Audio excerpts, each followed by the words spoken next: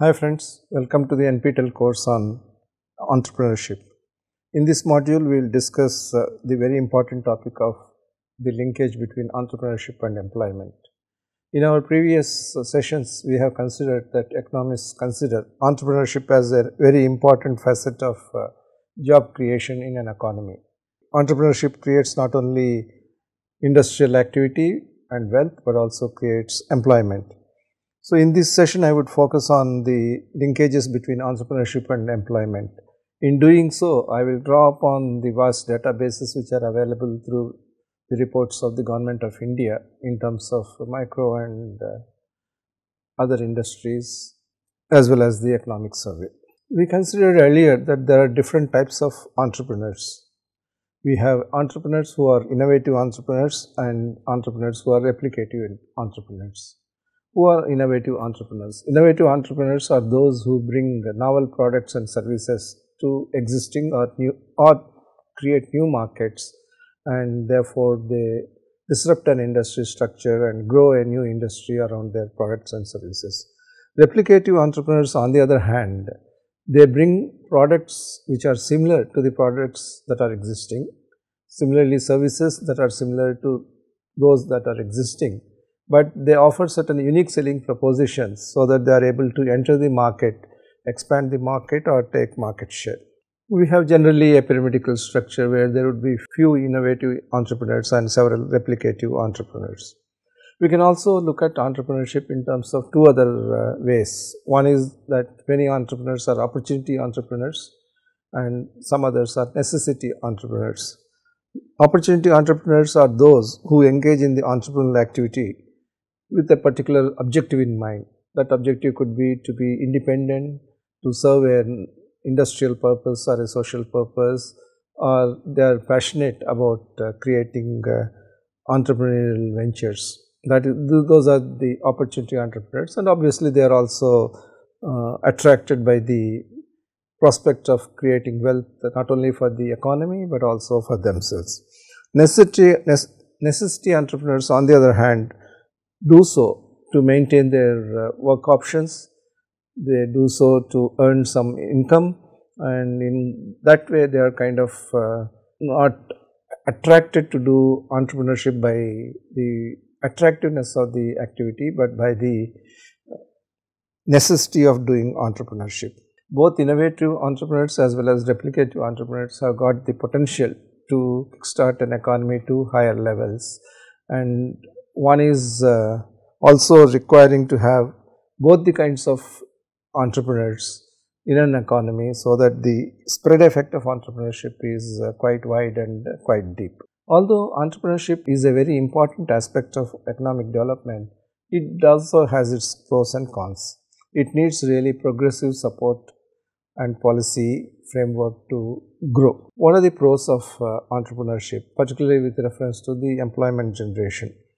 They boost economic growth, they challenge existing firms from their ossified models of business, but more importantly they provide new job opportunities in the short term and long term. The productivity of firms and economies improves through entrepreneurship. We can, for example, see how digitization has improved the productivity and connectivity of various business processes, business operations on one hand, and also connected customers and suppliers on the other hand. Finally, they make structural change in the industry by replacing established sclerotic firms. This is very important. On the disadvantages, on the negative side, we have only a few who can really become entrepreneurs. Not everybody can become an entrepreneur. Therefore, although entrepreneurship is very important for enhancing economic growth, unfortunately, we can't have entrepreneurship very diffused across the employee base. That is number one. Entrepreneurs face the substantial risk of failure. Therefore, there could be certain costs associated with failed enterprises, which ultimately have to be borne by the taxpayer. In the medium term, when the entrepreneurial firms come and challenge the existing firms, there could be layoffs, and therefore there could be job losses as well. While on the other hand, we said that entrepreneurship increases jobs, there is also this likelihood that in the short and medium term, there could be certain threats to the established businesses and the established ways of doing business. Another thing we need to understand is what type of entrepreneurship is really required for an economy. Many times we see self-employment as being equivalent to entrepreneurship.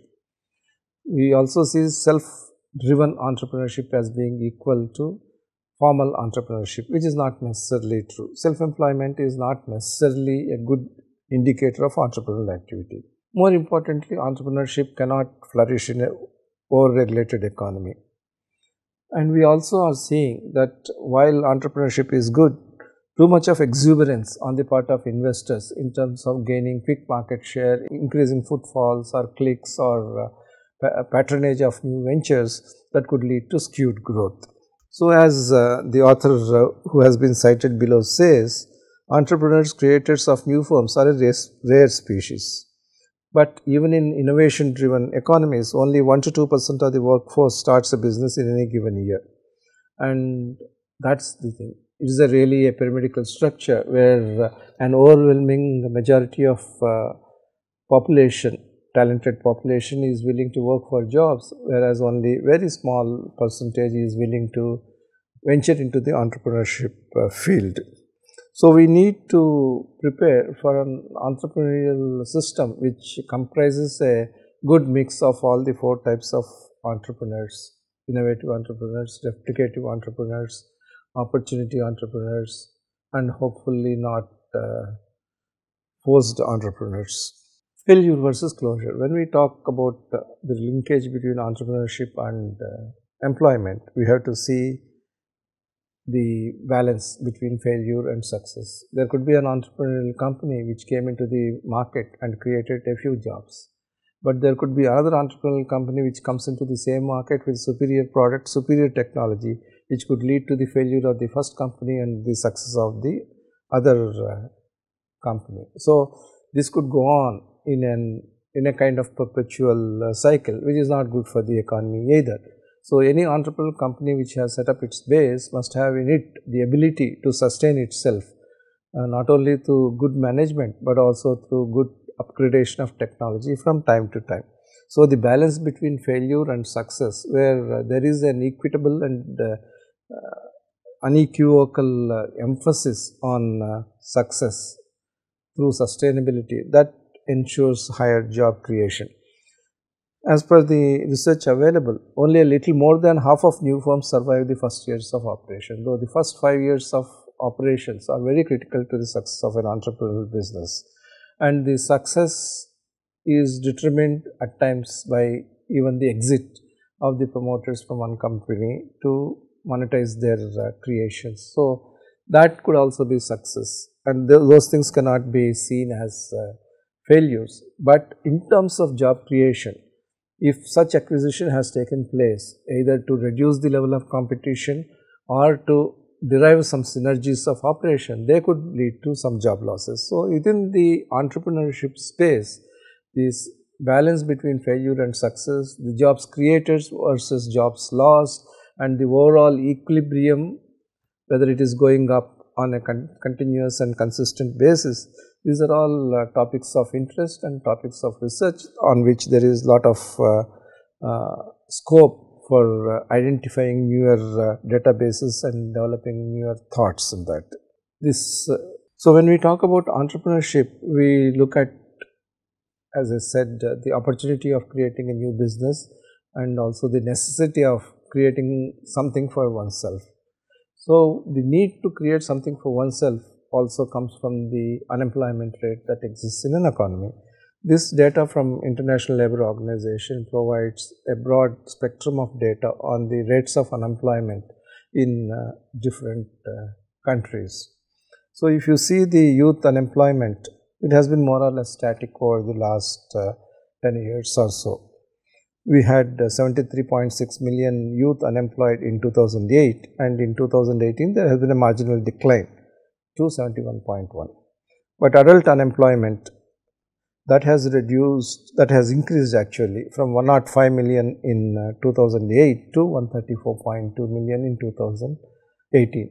Does it mean that the increased entry of digital technologies, the increased need for reskilling, is it impacting the job opportunities for adults, or more people moving out of the established business space because newer skills are coming and newer ways of doing business are coming in? So, this is a question again which needs to be researched on. So, if you look at the total unemployment from 2008 figure of 178.4 million, we have 205.2 in 2018, which means that young workforce plus adult workforce put together, there is an increase in unemployment. So, without doubt, there is a need to reduce the levels of unemployment, even though they are at let us say 5.8% kind of rate. That is simply not acceptable for ensuring a stable and equitable growth pattern. So, how do we really do that, and what are the regions which are crying for attention? If you look at the world overall, the youth unemployment rate, which is an important parameter of the stability of the society, because that is the most productive age group of workforce, that has risen from 12.3% to 13.1%. There are certain continents and countries where the unemployment rates are really high and probably are not acceptable even today. For example, Northern Africa, the rates at 24.4%, 28.6% are simply not acceptable in the modern situation. Countries have to work towards reducing these levels of unemployment. Southern Asia, which includes also India, has a relatively high unemployment rate as well, 10% in 2008 and 10.9% in 2018. So, how does one go about this level of unemployment, and how do the governments handle this level of activity? When you look at the youth unemployment trends and projections by regions 2016 to 18, overall the unemployment rates have increased in terms of numbers marginally, and stayed almost same in terms of the rate percentages. But if you look at Southern Asia, which includes India, we had unemployment rate around 10.9% and the overall unemployment at about 13.9 million persons. So, the need to create millions of jobs is very evident, and entrepreneurship, as we thought, as we discussed, leads to employment. So, when we look at different sectors of economy, there could be different types of employment. We know that in the economy, we have four principal sectors. The first sector, agriculture. The second sector is industry. The third sector is infrastructure, and the fourth sector is services. In all these sectors, we can have formal entrepreneurship and informal entrepreneurship, and it could be formal industrial and informal industrial. So, when we say formal industrial, what I mean is that jobs in companies which are established, which have established business process and which can take employees on own roles. For example, a BHEL taking employees on its role, an L&T taking employees on its role and running the operations. But the industries themselves can have informal employment, that is when they outsource their employment in certain areas to external agencies, or when they adjust the workforce to meet the seasonality of demand. For example, in sugar mills, it could be that companies would choose a varying level of workforce depending upon the seasonality of crushing, seasonality of extraction of sugar. So, there could be formality and informality in employment in industrial space. Similarly, entrepreneurship can be formal as also informal. So, as economies move from a developing state to a developed state, the proportion of large enterprises must increase, because the spillover effect as well as the cascading effect of large scale entrepreneurship, large scale industrialization are significant. And there should also be a move from informal entrepreneurship to formal entrepreneurship. This is not to say that informal entrepreneurship will not have any role, but the ratio between formal entrepreneurship and informal entrepreneurship should be more skewed in terms of formal entrepreneurship if the economy has to develop itself. Some of this on employment indicate even today the informal employment is the most dominant aspect of overall employment situation, not only in India but even worldwide.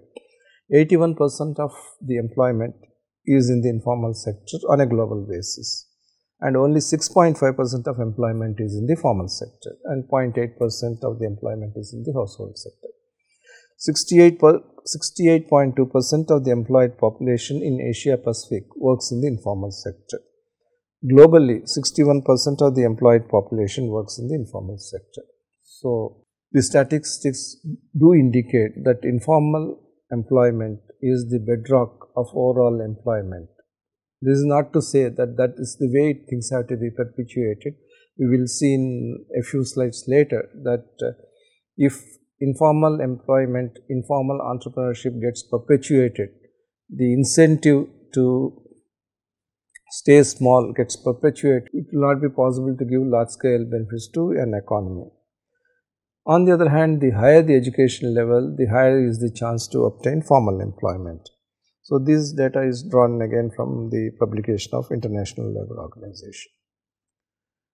We also know that informal jobs are predominant in rural areas. Out of the total informal employment, it has been estimated that 85% is in rural areas and 15% is in urban areas.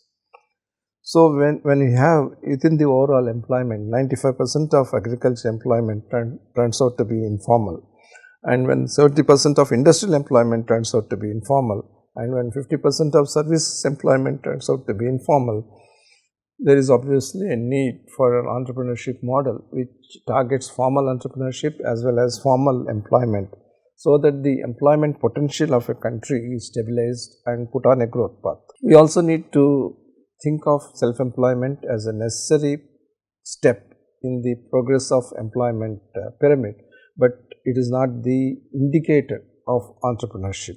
So, when you look at entrepreneurship, there will be self-employment, there will be formal entrepreneurship. We discussed in one of the earlier sessions that we can have a concept of nano-entrepreneurship as well, where let us say there is a gated community and a person is working as a house care provider. He is a nano-entrepreneur. But the question is that such nano-entrepreneurs are self-employed people, they provide sustenance to themselves and to the families, and they lack the ability to become enterprises in their own right, unless something works in their favor in terms of ability to move from a nano entrepreneurship to micro and then to small scale entrepreneurship. Therefore, we have to be very clear that self-employment is essential, but self-employment is not same as formal entrepreneurship. Similarly, enterprises can be small scale, including micro enterprises, and we have large scale enterprises, and employment can be informal and formal. Less developed economies have fewer large firms and many more small scale firms, whereas developed economies have higher share of large scale firms and lower scale of small scale firms. So, a high level of self-employment is indicative more of less developed state of economy than of a highly developed state of economy. That said, none of the four aspects can be ignored. Self-employment, formal entrepreneurship, MSMEs and large scale business together constitute a virtuous paradigm of employment as economies move on to reach a developed state. Formal education and formal entrepreneurship characterize developed economies. While informal employment spans all kinds of employment, it is the proper organizational, proper industrial employment which is generated through proper entrepreneurship that helps the economy to develop better. So, the level of socio-economic development is positively correlated with formality of an economy and entrepreneurship. Second, emerging and developing countries represent 82% of world employment, but 93% of world's informal employment. So, we need to change that mix. More than 2/3 of the employed population in emerging and developing countries are in informal employment, while less than 1/5 of the employed population are in developed countries. Regions with countries at a higher level of socio-economic development, for example, the Americas, Asia and the Pacific, and Europe and Central Asia have lower shares of informal employment. The higher the level of native skills and the lower the level of education, there tends to be a greater emphasis on informal employment as well as informal entrepreneurship. So, the emphasis must be to enhance the level of formal education without of course losing the native skill sets, so that the overall entrepreneurial index in the country it goes higher and the ability to generate jobs is also taken higher. When we look at this kind of situation where informal entrepreneurship is very high and native skills are the ones which are defining the rates of self-employment, we have this digital entrepreneurship taking roots in many countries. In emerging and developing countries, basic infrastructure has been a major obstacle. But a number of promising initiatives are thriving with policy support. We have seen in India how a burgeoning telecommunication infrastructure has led to an explosion in digital entrepreneurship.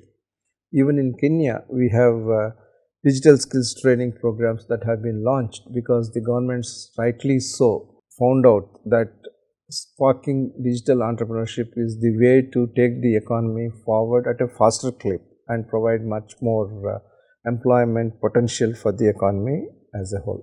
Even developed countries follow this rule. In the UK, we have the government offering loans and other support services to young tech entrepreneurs through Innovate UK, Tech City UK and other initiatives.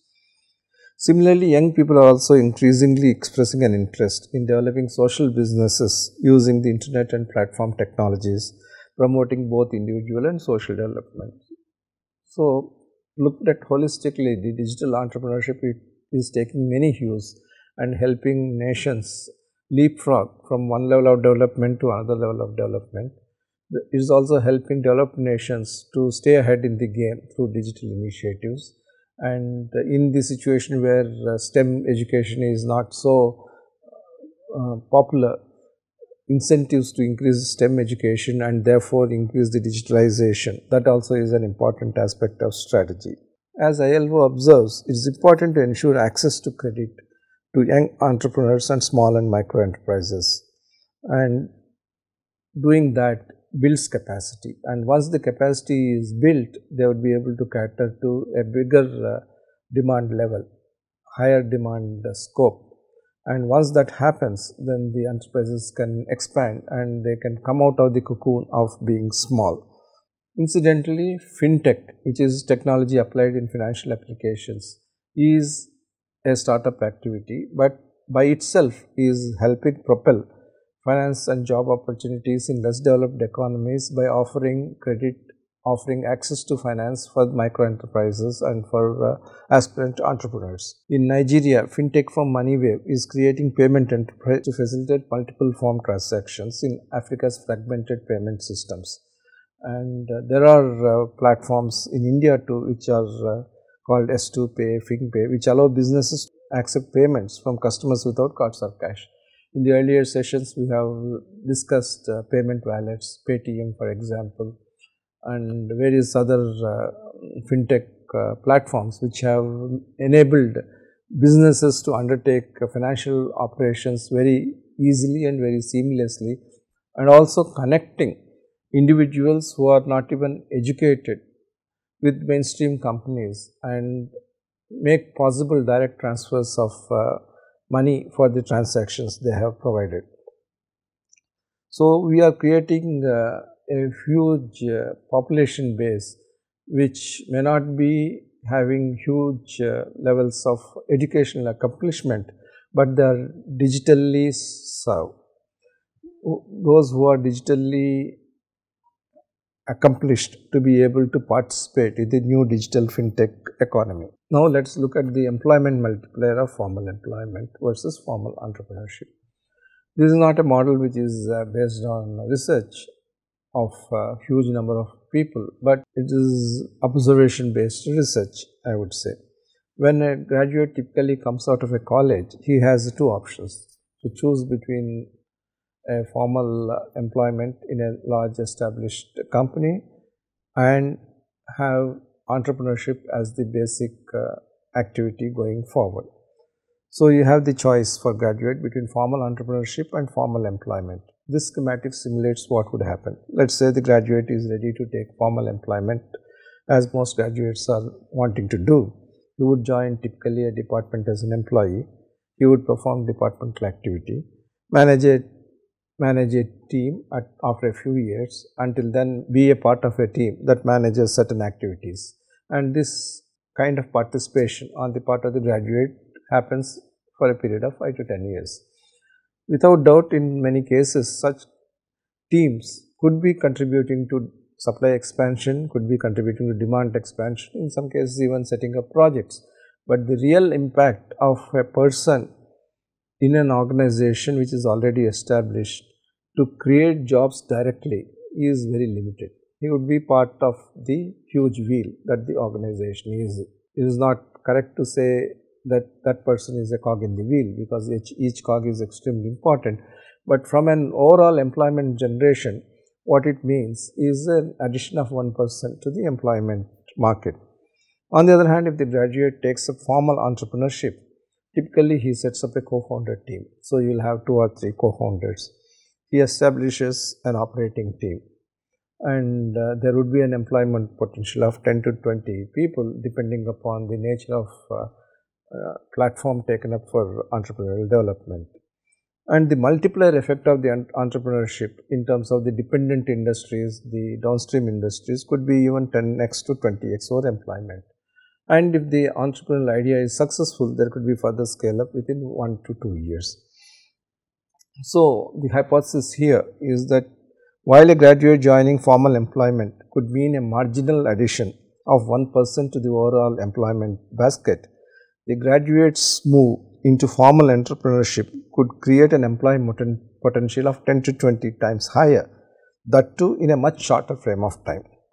Interestingly, DPIIT of the Government of India establishes a multiplier of 33, that is direct plus indirect for startup activity. That is, if a person generates 10 direct jobs, the multiplier effect is 3.3 times of that. So the hypothesis gets validated if this model is accepted. So what are the potential areas of entrepreneurship development based employment? There are 4 sectors again, as I said: agriculture, industry, infrastructure and services. If you further subdivide into important areas, ILO has identified 12 areas where there is huge potential for employment growth: agriculture, manufacturing, which corresponds to industry; construction, part of infrastructure; transport, again part of infrastructure; communication, trade, hotels and restaurants, part of services; financial intermediation, services; real estate, services; public administration, services; education, services; health services and other services. So we have got hot aspects of industrial development, enabling industrial operations like communication, hospitality and financial services, banking, real estate, and we have got pure services. So these 12 together are areas where technology and entrepreneurship could combine to provide employment. So the advantage of formalizing employment: A, it improves operational efficiency, it improves job security and working conditions, and it facilitates reinvestment and growth. So where only when an idea is converted into a product, an entrepreneurial company is born. Only when an entrepreneurial company scales up, an industry gets formed around the entrepreneurial company. And only when that entrepreneurial company and the industry around the company becomes sustainable, profitable, enough resources will be generated to reinvest and grow adjunct industries or expand this main industry itself. There is of course a theory that informality in developing and emerging economies is not a cause of underdevelopment of economy. Rather, economic conditions influence informality. If the policy structure in the economy is such that informality in the economy is encouraged or even perpetuated, then there is going to be an issue in terms of overall economic development. On the other hand, for the same reason, if you push informal employment to formal employment without supportive infrastructure, or if you try to convert informal sectors of economy into formal sectors of economy without providing the necessary infrastructure or supportive financial structure, there could be job losses as well. So For example, if you feel that food delivery system is disorganized in terms of individuals running the food delivery system, therefore, I would have a corporation undertaking food delivery. Yes, this is a good idea, but that would not have the same level of agility and adaptiveness of service and the cost competitiveness which informal sector would have. But if this is mandated as a necessary policy prescription, it would create job losses in the informal sector, because the formal sector has got its own attraction and people might adopt to that. Therefore, labor reforms and safety net are important aspects of moving from an informal sector driven economy to a formal sector driven economy. And the three objectives of moving from informality to formality cannot be lost sight of either. These three objectives are: any move from informality to formality should increase workers' welfare and the opportunities for decent jobs. It should reduce unfair competition between formal employment and informal employment. Increased formal enterprises should not see themselves perpetuating formality by destroying or limiting the ability of informal companies to survive and grow. So, there should be a kind of collaborative synergy between the two things, and such arbitrage of formality over informality should not be in terms of tax arbitrage or regulatory arbitrage. Thirdly, any formality should increase the tax base of the country. Only when formality is accompanied by higher level of tax revenues can the economy really prosper, because such tax revenues would help the government support many social activities where enterprises may not be able to enter and support. There is a good paper on informality and development by two professors affiliated to Tuck School of Business and Harvard University. I would encourage you to read this at your convenience.